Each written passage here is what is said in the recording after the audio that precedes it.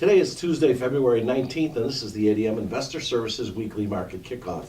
Please note that the views and opinions expressed here today are solely those of our guests and should not be construed as the views or opinions of ADM Investor Services or Archer Daniels Midland Company. Today's guests are Steve Freed, Vice President of Grain Research at ADMIS, and Alan Bush, ADM Investor Services Senior Financial Economist.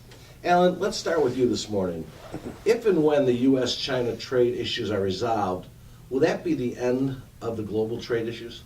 Well, I would have to say absolutely not. It appears now that there are issues being raised again or resurfacing between the U.S. and the EU.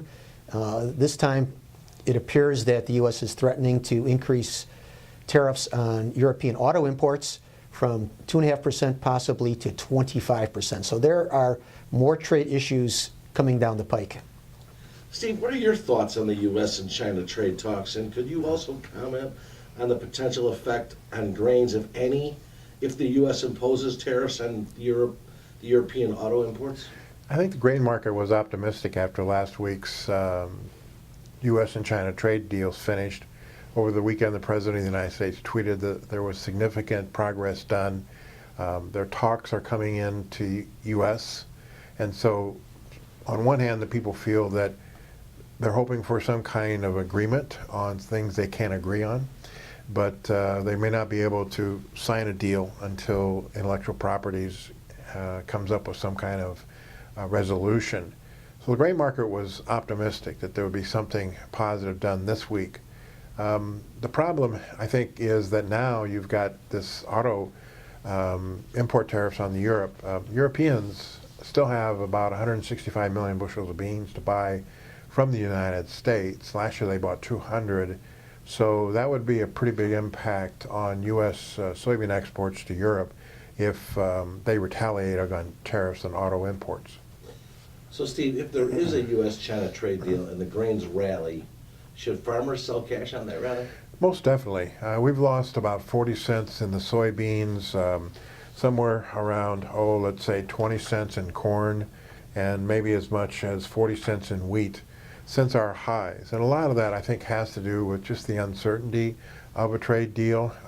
And so many people thought that if we had a deal, we'd go back to the 950 area on nearby beans, or maybe even test 390 on corn. And some people thought we'd even, if they said they would buy wheat from us, go to $6 wheat. So if we get that kind of reaction, even something a little less, farmers should definitely sell cash.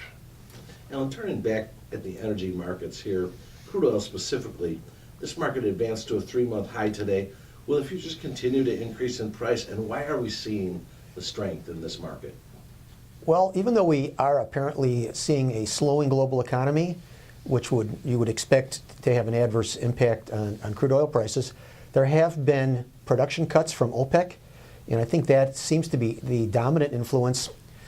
So the next objective that I have is the $60 level. So I'm anticipating additional gains from here. $60 I think is in reach.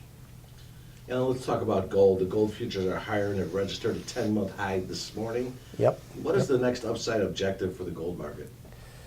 Well, the gold market has performed extremely well. There was one chart objective that was at the 1335 level. That was taken out today. The next resistance I have is at 1350, possibly 1355.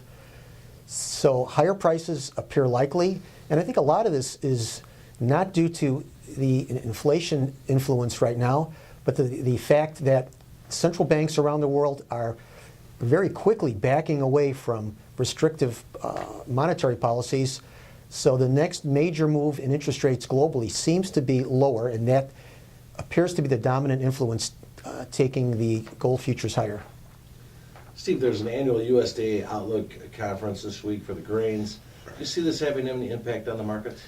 The market is starving for data, and we're hoping that they come out with 19 and 20 supply and demand numbers for U.S. and gives us kind of a first look at what they think acres are going to be and demand and ending stocks. So we're kind of hoping that maybe it might be a little positive to corn and wheat, but it could be a little bit negative to beans if they show a bigger carryout next year because of the lower demand to China. Here we are, we're getting toward the middle to the end of the winter. I think it's time we start looking at long-term weather.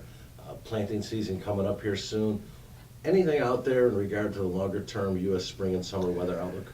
Well, the first thing is that I think a lot of forecasts were looking for kind of a mild winter, especially across Chicago. So they didn't get that right.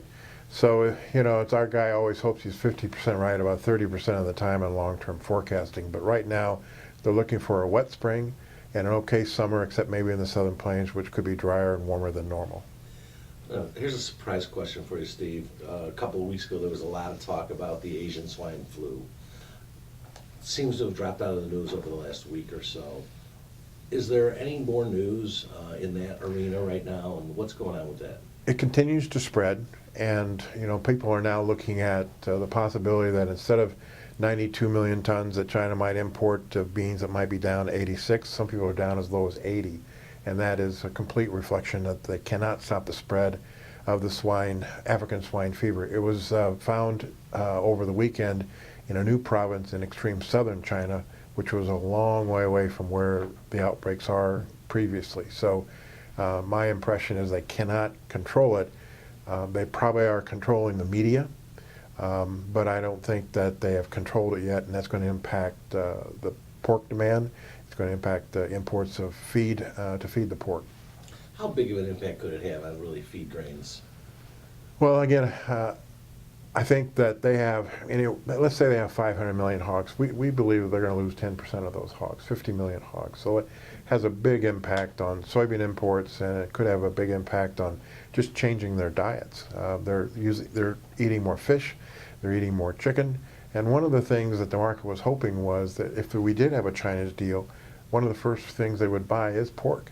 And we've seen pork futures drop dramatically on concern now they may not need to import U.S. pork, and our pork production is just way too high. We'll continue to follow that story. Thank you both. Remember, the views and opinions expressed today on this video are solely those of our guests and should not be construed as the views or opinions of ADM Investor Services or Archer Daniels Midland Company. If you'd like more information about our brokerage services, like to speak to one of our experts about managing your risks, or would like to open a trading account, please visit www.admis.com.